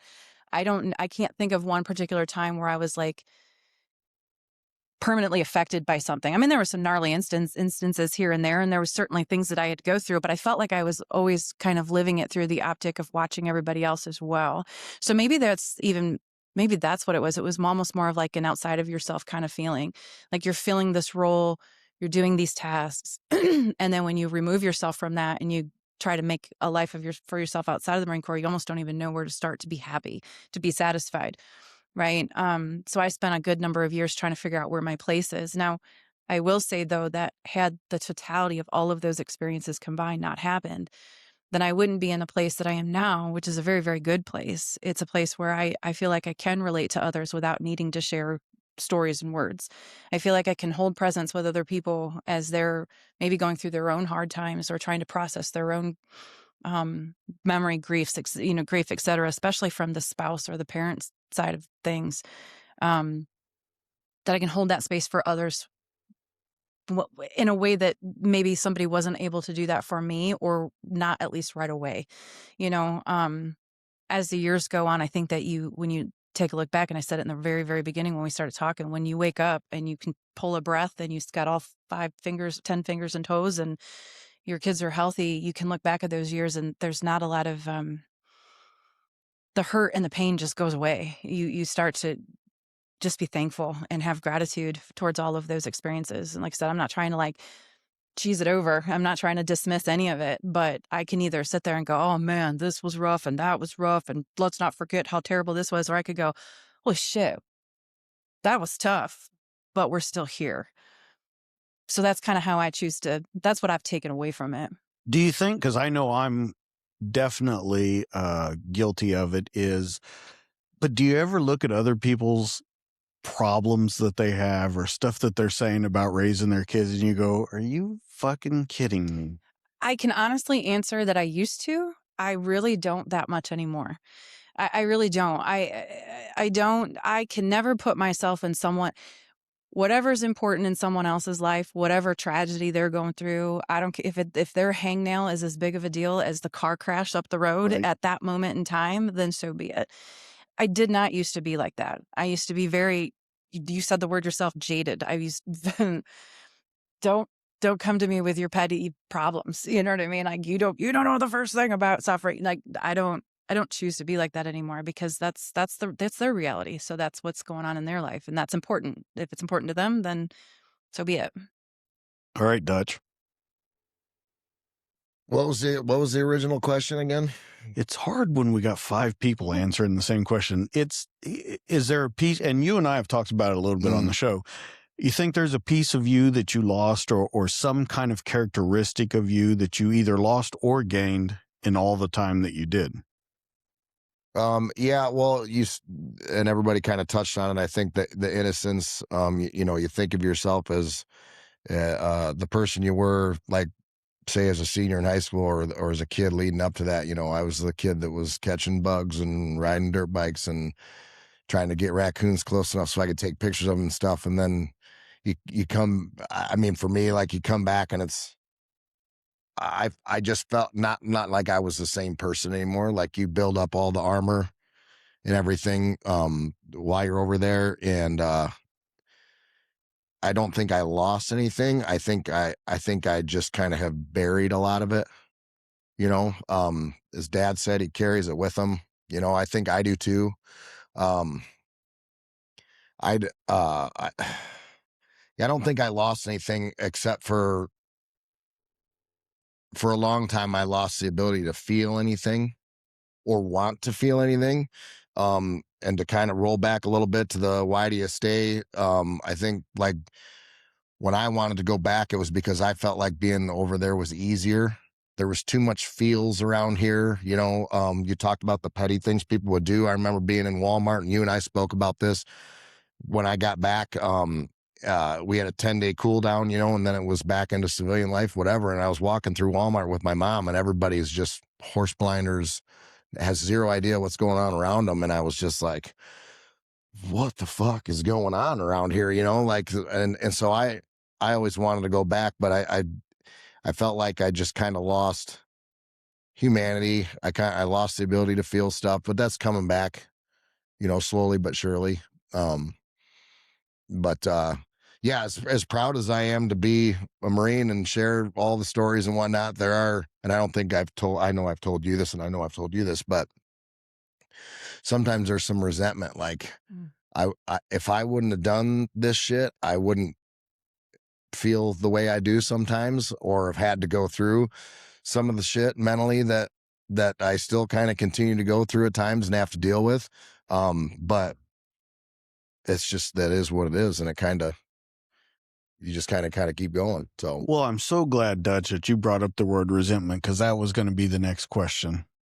Your family has a very specific patriotic feel for the country. You went over, you fought for your country, you fought for the freedoms, and then you see what's going on in the world, and you see what's going on in the U.S., and you see the civil unrest and all that kind of stuff. And you and I have talked about it, and Hoot, you and I have talked about it. Is there ever a point, and this is for everybody, where you go, this is what I fought for? To come back to this, to see this on a daily basis on the TV, to have to explain to my kids, this is why we feel this way. This is why, because let's be honest, kids are in front of their friends a lot more often than they're in front of us, or they're in front of other people a lot more. And we're at a time where we have to explain, this is why we feel the way we do. This is why we do the things that we do. And I want to talk about that with you guys. You have a very unique approach to it because the entire family was there. yeah, for me, I mean, I'll always be proud. I don't think there's anything more that someone who signs up, the biggest thing you want to do is go fight for your country. This is why I signed up. This is why I want to go. And then, like you said, you kind of look around and you get pissed off of how the world is. But I turn less of my attention to, this is what I fought for in the country, is like, no, this is what I fought for. The country may be going to hell in a handbasket, but we all have each other, and we're very lucky to have that. So I'm still extremely proud, but this is why. And the guy to the left and right of you while you're there, that's why you go. I mean, to hell with everything else, as long as you got your family and your buddies. And for me anyways, I'll always be proud of that. But that's where I gather my strength, is looking at my family and, immediate and my 2 kids and wife, and then doing stuff like we're doing right now. I mean, I'll always be proud of that, regardless of what's going on out there. I have a feeling we're going to get a little different answer here. Yeah, that's a heavy question. I think it depends on what stage of my life I was in, on how much resentment I held in my heart. I think I resented the fact that in the beginning, I resented the fact that more people maybe didn't have that same feeling of call to service. I resented the fact that we were apart as often and for as long as we were. I and then it turned into just resentment that the world was even that type of a place to begin with, which leads more and less resentment from like a personal level to more of almost like a brokenhearted kind of feeling, like I'm sad that this is even how the human race interacts, I shared a healthy disdain and resentment for a period of time towards our own government. And I resented the fact that my kids, there's time lost with our kids just because of obligations.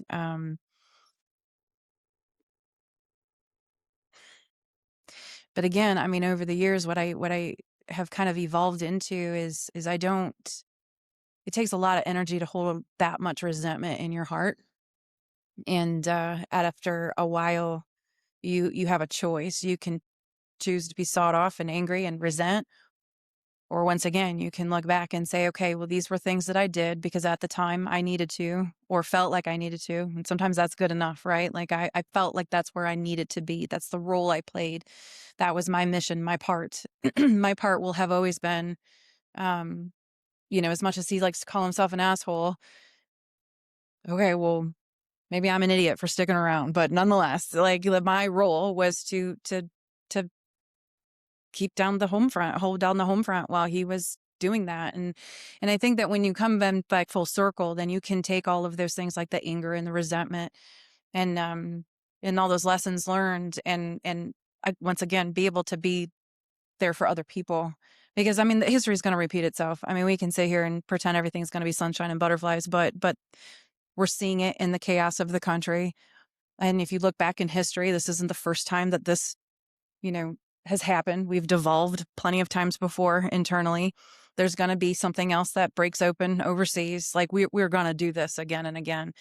So, I think the best thing for me has been able to turn that resentment into something better and have it be something of a place of understanding. Here's what can happen. Here's what I choose to take part in and pay attention to. I can choose to turn off the news. I can choose not to participate in that bar conversation. I should choose to have conversations with my kids when they come home from school and have questions about what they've seen on TV or talked with their teachers. Or I can choose to say, screw it and set this whole world on fire. I'm just going to be pissed off for the rest of my life. I mean, that's a choice. You know what I mean? But it takes a lot of time. You don't just snap your finger and be like, oh, I'm better now. I mean, like there's a process. It took time to be that deep in the weeds. It takes time to come back out of the weeds and be like, you know what? It's not as bad as we're making it. Like the news is amplifying. It's bad. Don't get me wrong, but the news can amplify certain stories and get people all twisted around. And then you, like Dane said, then you go to go to Marvin's house for dinner or head uptown or something or we're sit right here in this space and we're like, is it really that bad? I don't feel it, Doesn't mean that it's not happening, but it doesn't have to live rent free in my heart. I used to have a lot of resentment.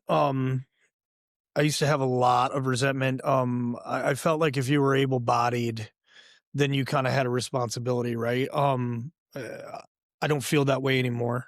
I don't have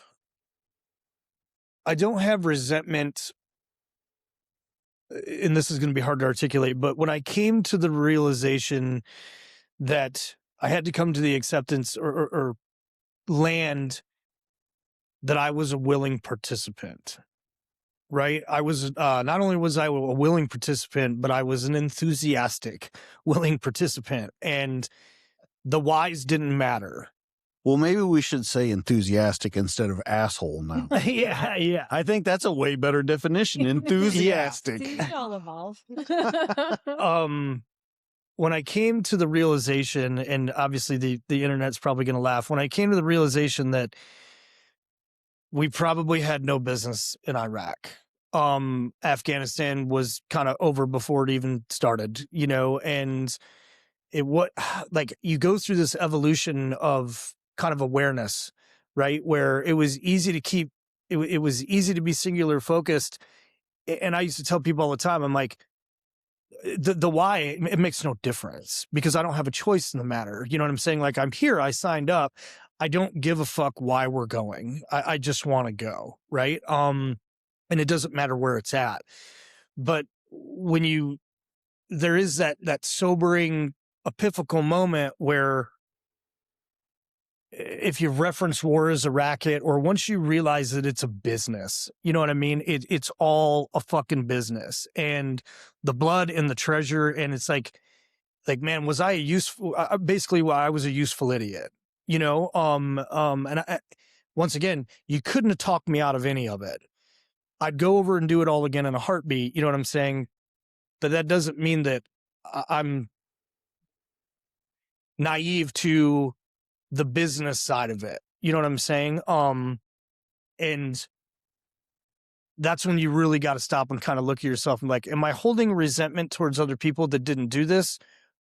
Because I feel like they should, you know, or is that resentment really me coming to the realization that I was fooled, that I drank the Kool-Aid, that I took, you know what I'm saying? And that sounds disparaging. Like, I don't like people shouldn't join or whatever. That is not what I'm saying. I'm saying like, you have to go. And I had this conversation with with our 14-year-old. I'm like, you need to do this. If you're going to do this, it needs to be for you. It not for apple pie and not for the parade and not for any of it, because you need to do it for yourself. And the people on the left and the right are going to depend on you too. But, you know, kind of go into it eyes wide open. It took me a long time to get, you know, kind of get the full picture, if that makes sense. You know, kind of the, was this all a waste of time? You know, and if you think about it the wrong way, you can come to that conclusion like, hey, this was a fucking giant waste of resources, of lives, of you know, so on and so forth.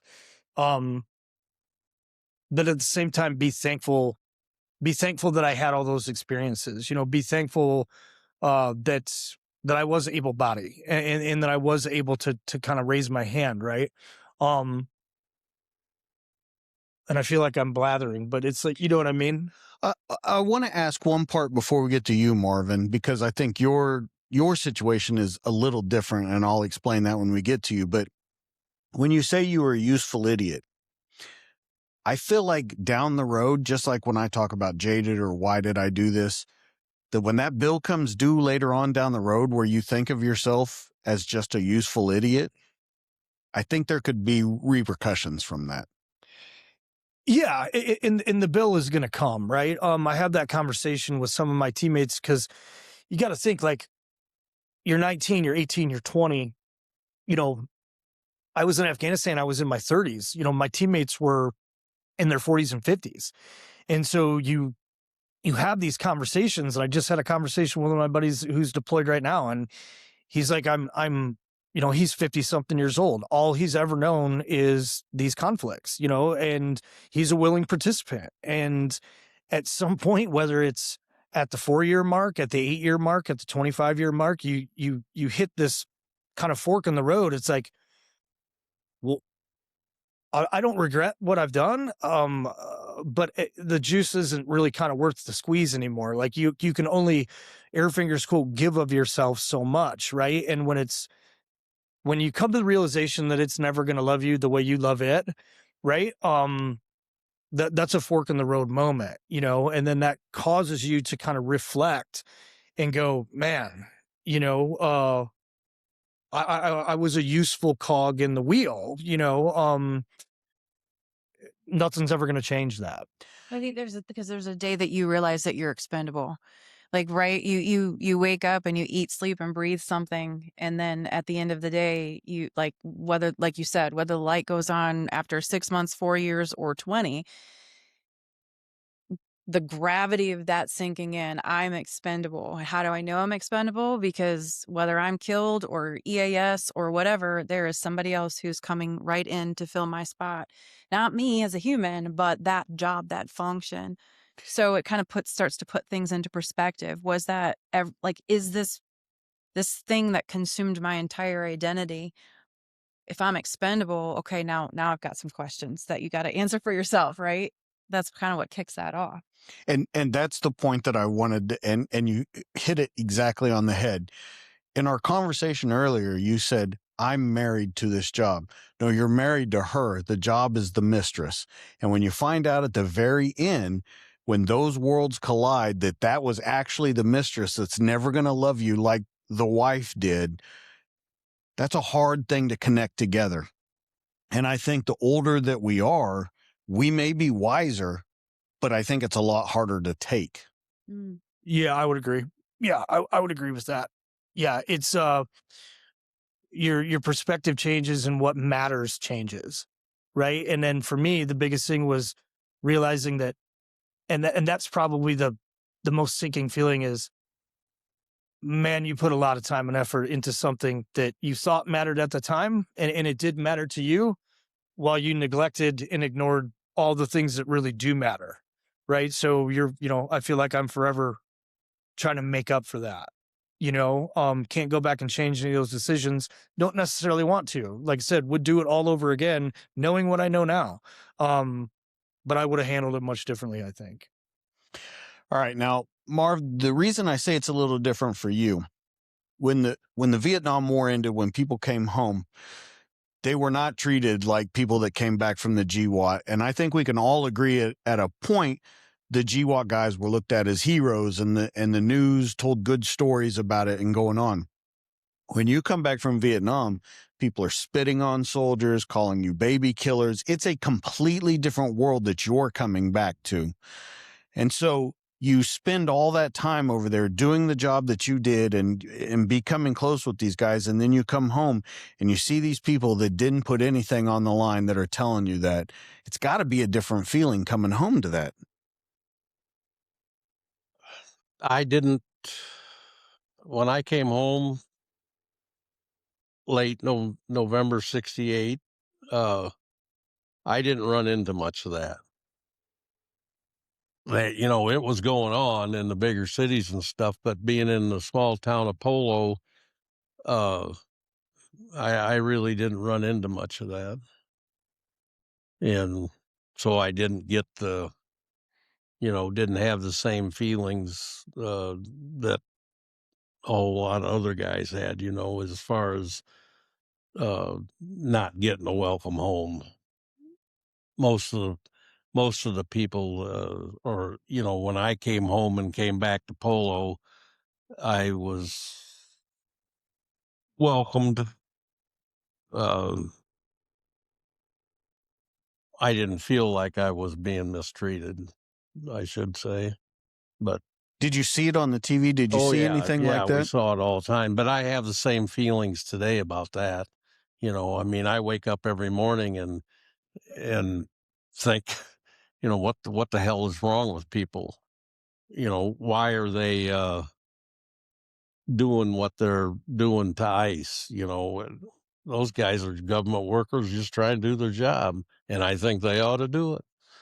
But you got a whole lot of idiots, obviously, in this country that don't think that. So, and I don't know. I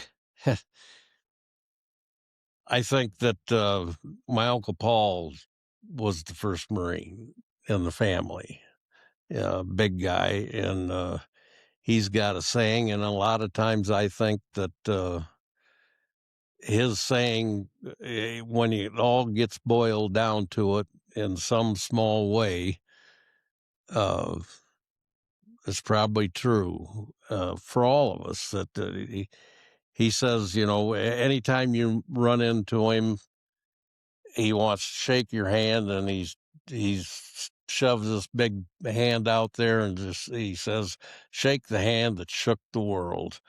And I think in our lives and the way we've all grown up and done it in some small way, yeah, shake the hand that shook the world. We all do. We lived our lives and are still living them, and in some small way, we shake the world. Danielle? I really don't have anything to add to that.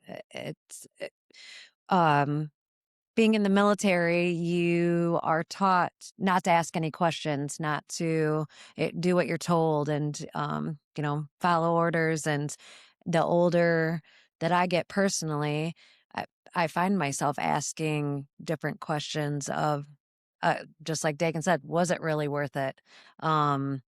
justice. Was that worth it? I mean, and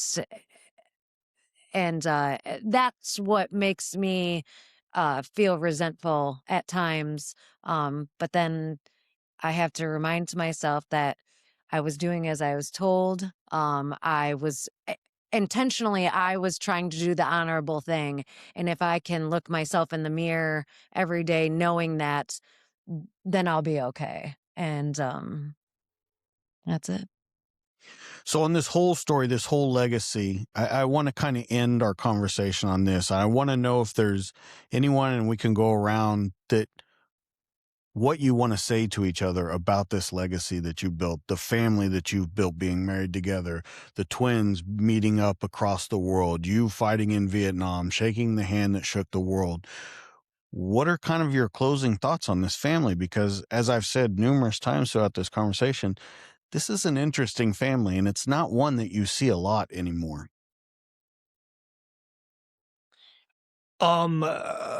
Yeah, I mean, obviously I'm extremely proud. I'm very, very thankful that we got that we get to share this. You know, I'm very, very thankful that like Dane said, you know, like there's obviously we're a tight family. I think we would have been a tight family, or would be a tight family without the Marine Corps. But that extra little, that shared experience, right?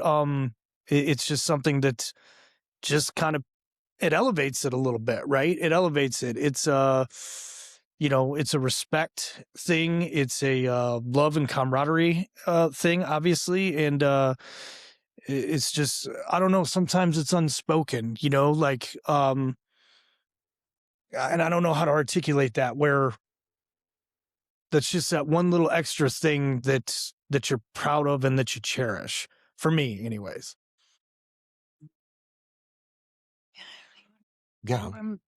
I mean, for me, as you were asking the question, you know, I was kind of doing a little flashback, even, you know, from my earliest memories of the entire family. As Dagan said, we've been, I think, an unusually close family for our entire lives, from, you know, Van Oosten Christmases, and even on mom's side, there's a large family and everybody got together, and the close proximity that we've all, you know, lived for a majority of our adult years and childhood years, obviously. But I mean, you guys lived in Virginia for a little bit, and now we all live close again. And it's just, I couldn't be more thankful for the hand that I was dealt, and the cherish the memories, and just,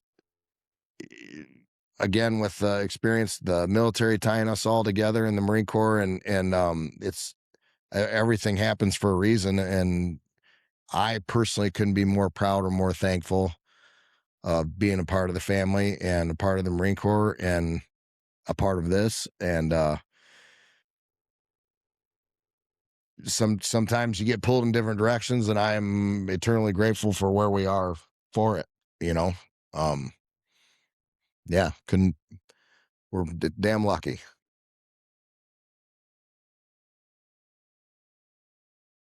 Yeah, I think that we can be thankful that we are all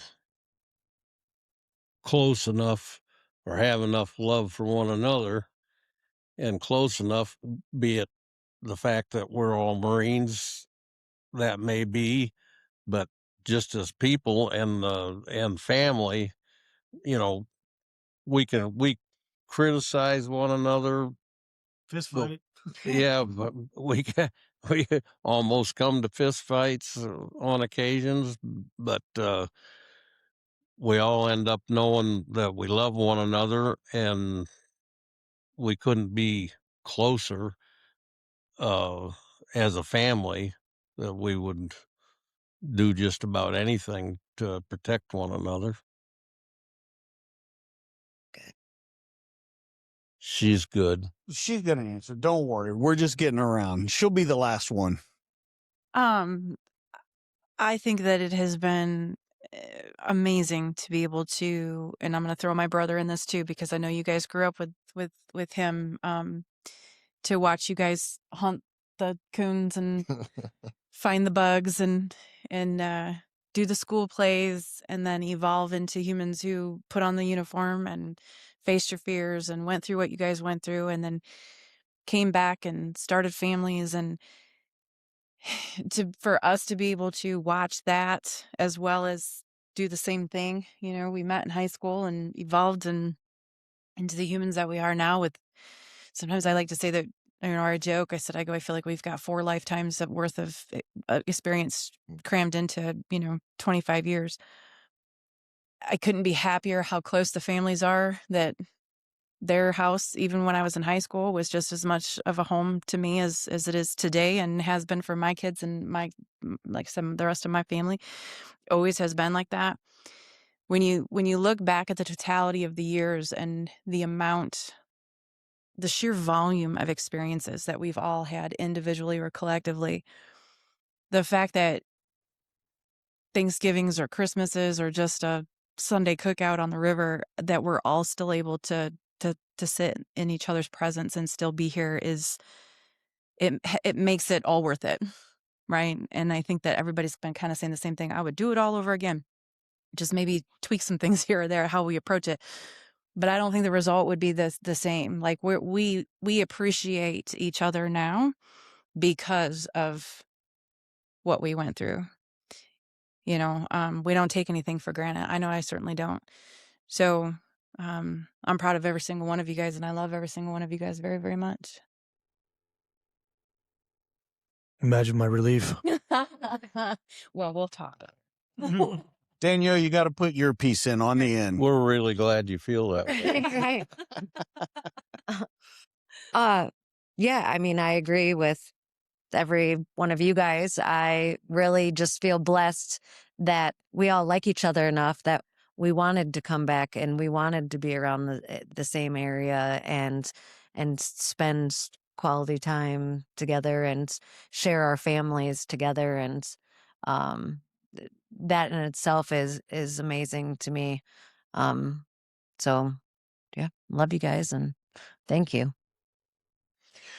Well, this has been an amazing conversation to get so many different perspectives on the life, from being married to being a father of, people deploying, people doing things, being twins that are deploying. It's such a great thing to hear. And I'm absolutely honored that I got to come here and talk to you guys.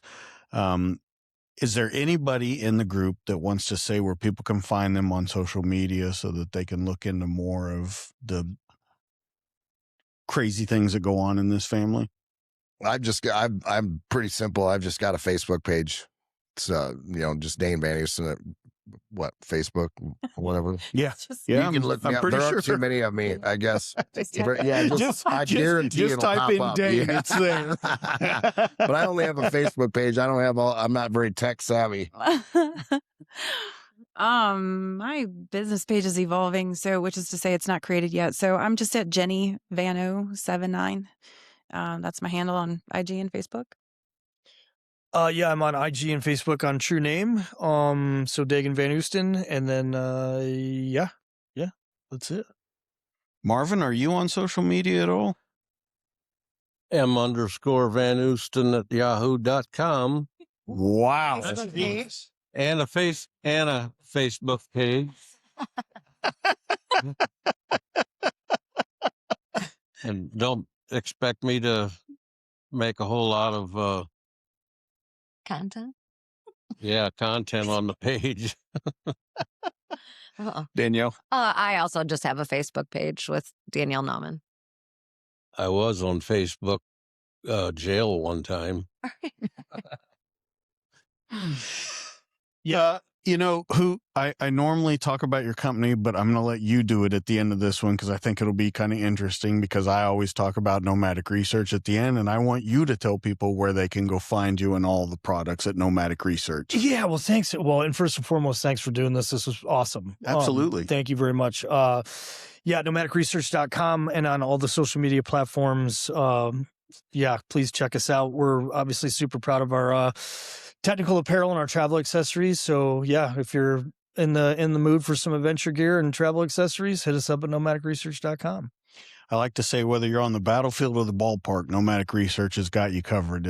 Stay mobile out there. That's So, right. guys, you know where you can find them. Let's talk about where you can find me real quick. You can find me on Instagram at the DTD_podcast. You can find me on Facebook at the DTD podcast. And you can find me on YouTube where all these conversations are in video form at the Dynamic Tales Delivered podcast, DTD podcast. But your one-stop shop, DTDpodcast.net. Audio, video, it's got the stories of these guys, pictures, everything like that. Everything we're doing in the future, everything in the past. Make sure you share, like, subscribe, be a friend, tell a friend, all of those kind of things. Make sure you go check us out, dtdpodcast.net. This is the Van Oosten family. I'm DJ. That's going to be the show for this week. We'll catch you guys on the next one. See you later. Awesome.